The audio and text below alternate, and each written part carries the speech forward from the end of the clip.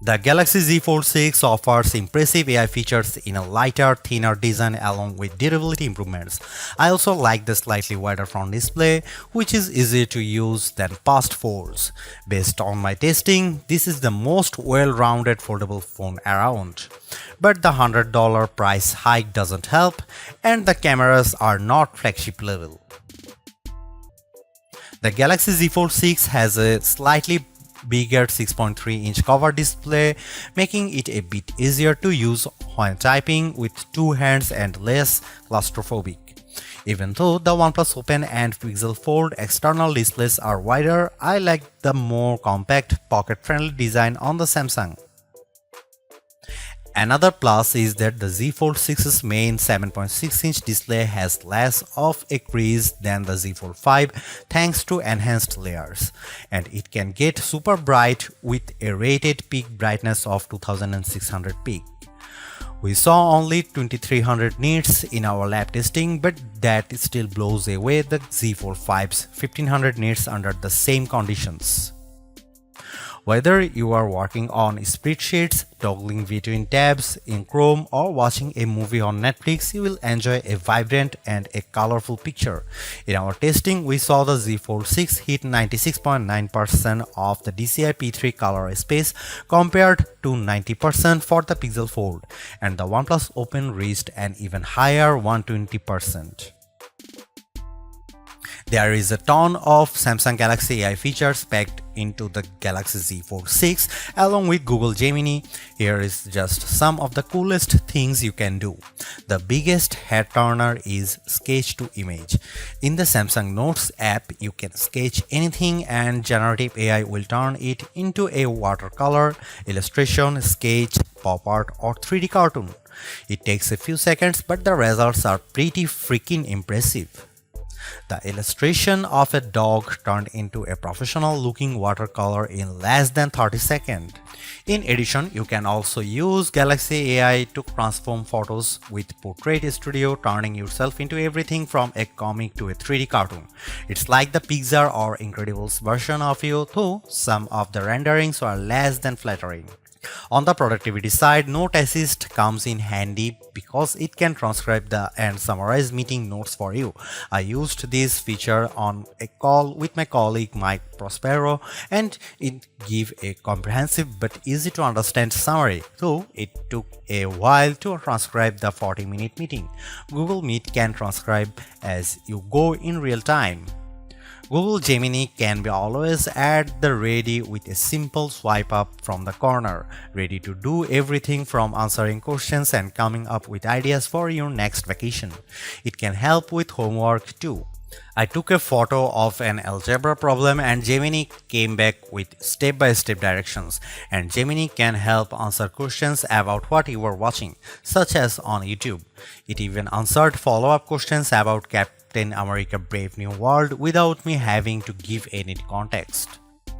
Last but not least, the Interpreter app on the Galaxy Z Fold 6 lets you translate conversations in real time and leverages both the main and cover displays so both you and the person you are speaking with can see what's being said. I tested this feature with a colleague who spoke Arabic and I asked him what the thought of the Z Fold 6. Despite a bit of a delay, the conversation flowed smoothly with the audio and text.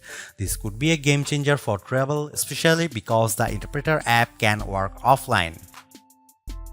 As you'd expect from a flagship with a Snapdragon 8 Gen 3 chip and 12GB of RAM, the Galaxy Z Fold 6 has plenty of oomph for running apps side by side as well as intense gaming, and you should be able to get better sustained performance because of the phone's larger vapor chamber.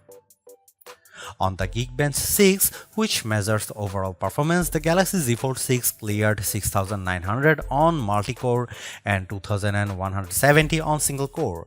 That's more than double the Tensor G2 powered Pixel Fold and well ahead of the OnePlus Open. Though we expect faster sequels to these foldables with newer silicon. On our Adobe Premiere Rush test for transcoding 4K video to 1080p, the Galaxy Z Fold 6 needed about 40 seconds compared to a minute or longer for the competition.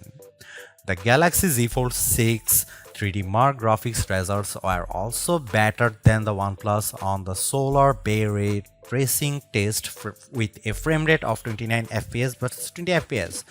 I enjoyed smooth gameplay on the frenetic Diablo Immortal. Even with a ton of enemies on screen, the action stayed steady as I unleashed my blades and special attacks on bosses, owls and spiders.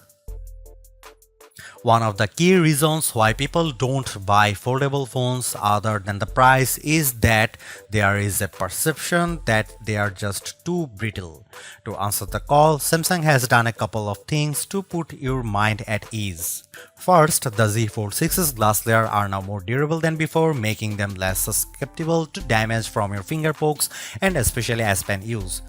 Second, the dual rail hinge is supported by a strengthened folding edge. This should better distribute shock. 2. I am not about to drop test my loaner unit. However, the Z Fold 6 is still less durable than a traditional flagship. It has an IP48 rating against 5 feet of fresh water for up to 30 minutes.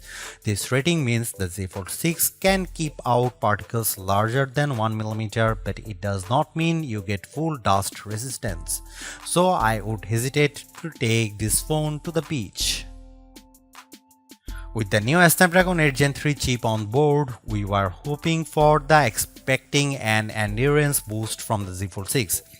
But we didn't see a great result in our battery test, which involves the continuous web surfing over a 5G connection with 150 nits of screen brightness. The Z Fold 6's 4400 mAh battery lasted as high as 11 hours and 13 minutes, which is solid but only a few minutes better than last year.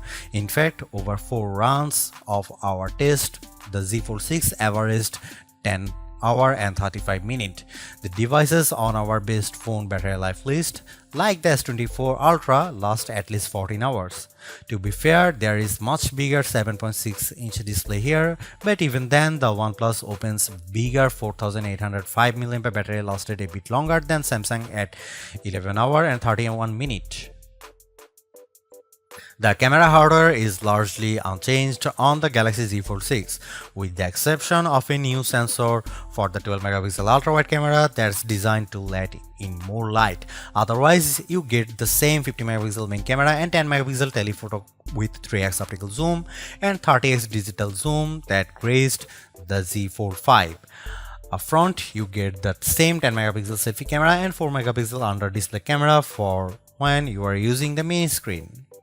Don't get me wrong, the image quality is quite as strong from the Z Fold 6, but if you are paying this much money, you should get the same 200 megapixel sensor as the Galaxy S24 Ultra. In this portrait comparison with the OnePlus Open, the Z Fold 6 produces a much crispier portrait.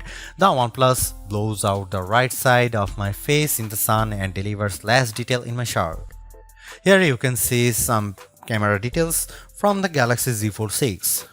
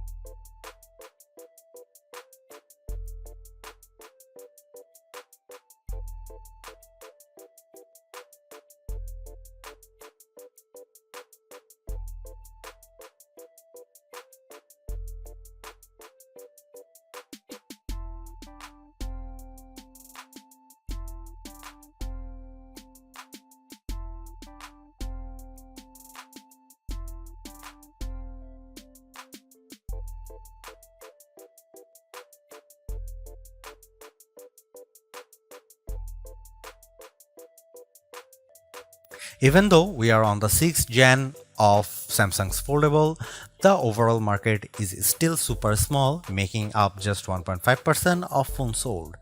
Will the Galaxy Z Fold 6 change people's minds? If you are someone who loves the idea of having a huge screen on the go along with lots of AI features, this could be the flagship for you.